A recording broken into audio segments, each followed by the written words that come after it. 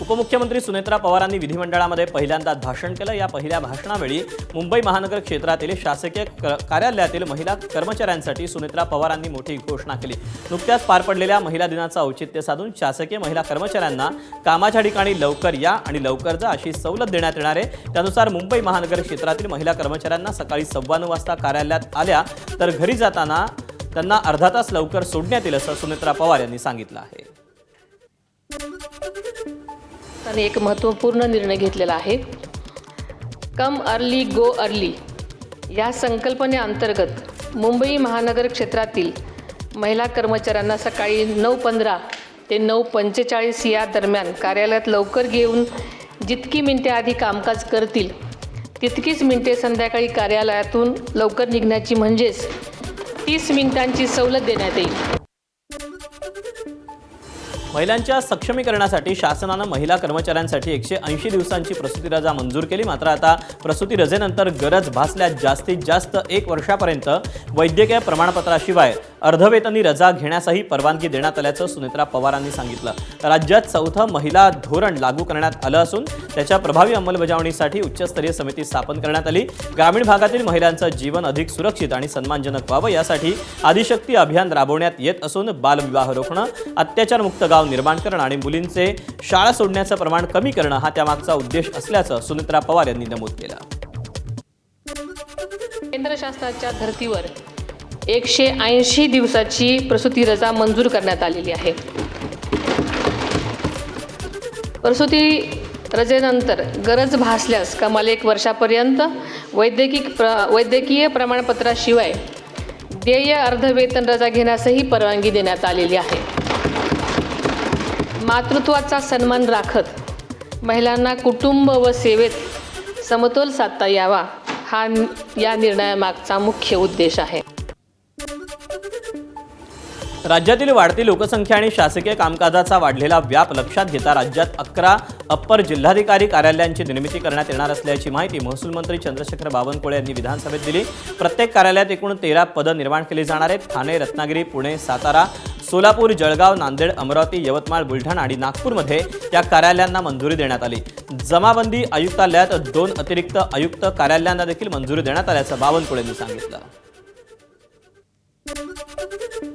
हे अप्पर जिल्हाधिकारी कार्यालय एक ठाणे, रत्नागिरी, पुणे, सातारा, सोलापूर, जळगाव, नांदेड, अमरावती, यवतमाळ, बुलढाणा आणि नागपूर या ठिकाणी प्रस्तावित करण्यात आलेली आहे। राज्यात लवकरच प्राध्यापक पदांसाठी मेगा भरती होणार आहे। मुख्यमंत्री देवेंद्र फडणवीस यांनी या पदभरतीला मान्यता दिली असल्याची माहिती उच्च आणि तंत्रशिक्षण मंत्री चंद्रकांत पाटलांनी विधान परिषदेत दिली। राज्यातील विविध महाविद्यालयांमध्ये एकूण 5412 प्राध्यापकांची नियुक्ती जून महिन्यापूर्वी करण्यात येणार आहे। विधान परिषद सदस्य अभिजित वंजारी यांनी विचारलेल्या प्रश्नाला उत्तर देताना चंद्रकांत पाटील यांनी ही माहिती दिली।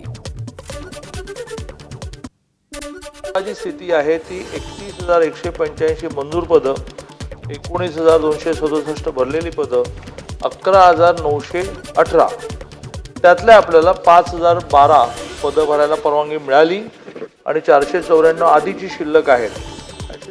रफली 5,500 पदांना आपल्याला मान्यता मिळाली। राज्यात जमीन मोजणी प्रक्रिया जलद करण्यासाठी सरकारनं महत्त्वाचा निर्णय घेतला। महसूल मंत्री चंद्रशेखर बावनकुळेंनी विधानसभेत याची माहिती दिली। शासनाची जमीन मोजणी आता खासगी परवानाधारक भूमापकांकडून करून घेण्यात येणार असून त्याला महसूल अभिलेख अद्ययावत करण्यास मदत होणार आहे। राज्यात 200 परवानाधारक भूमापकांची नियुक्ती करण्यात येणार असून त्यांना पुढील 2 आठवड्यात प्रशिक्षण दिलं जाईल। 30 मार्चपासून हे भूमापक उपलब्ध होणार असून 17 तालुक्यातील प्रलंबित मोजणी प्रकरणं निकाली काढण्यासोबतच 18 तालुक्यात पोट हिस्सा मोजणीचे पथदर्शी प्रकल्प राबवण्यात येणार आहे। पुढच्या काळामध्ये 2 महिने 3 महिने इतका जो मोजणीला काळ लागतो हा पुढच्या काळामध्ये 15 दिवसामध्ये जमिनीची मोजणी झाली पाहिजे।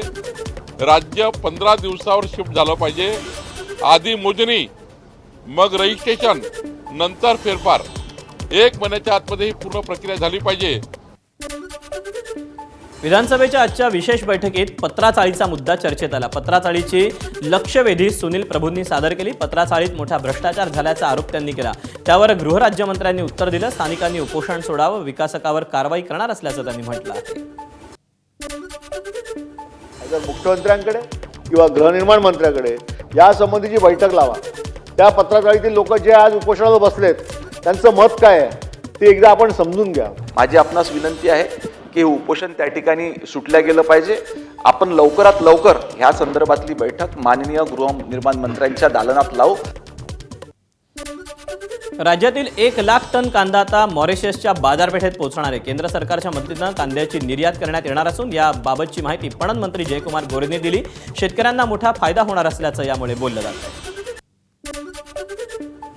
दिव्यांग व्यक्तींना स्वयंरोजगारासाठी प्रोत्साहन देण्यासाठी राज्य सरकारनं महत्त्वाचा निर्णय घेतला. फडणवीस सरकारकडून दिव्यांग व्यक्तींना एक रकमी 15,000 रुपयांचं आर्थिक सहाय्य दिलं जाणार आहे. दिव्यांग कल्याण मंत्री अतुल सावेंनी याची माहिती दिली. स्वयंरोजगारासाठी आवश्यक साधनसामुग्री खरेदी करण्यासाठी हे वित्तीय सहाय्य दिलं जाणार असून दिव्यांग कल्याण आयुक्तांकडून डीबीटीच्या माध्यमातून निधी थेट लाभार्थ्यांच्या खात्यावर जमा होईल.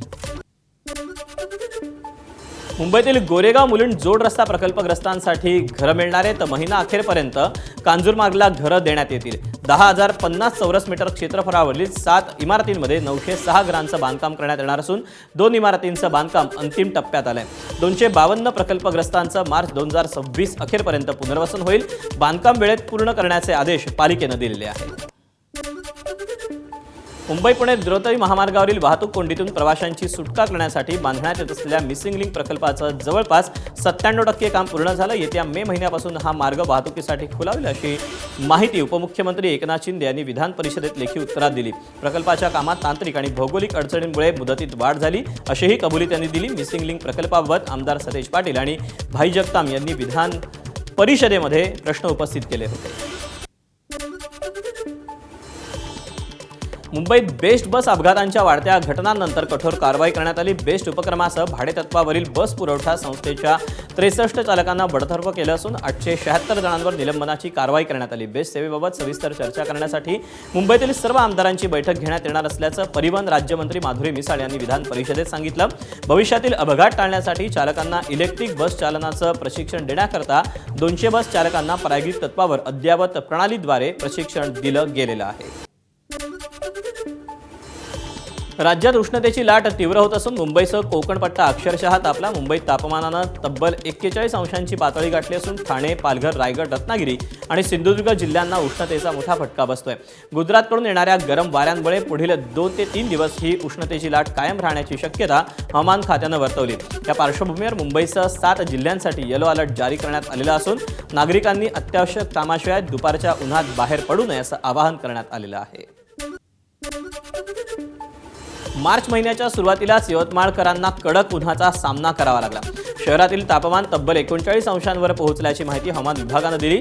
साधारणपणे एप्रिलच्या अखेरीस किंवा मे महिन्यात जाणारं तापमान यंदा मार्चमध्येच नोंदवलं जात असल्यानं पुढील काळात उष्णतेच्या तीव्रतेचा अंदाज हा वाढण्याचा वर्तवण्यात आलाय.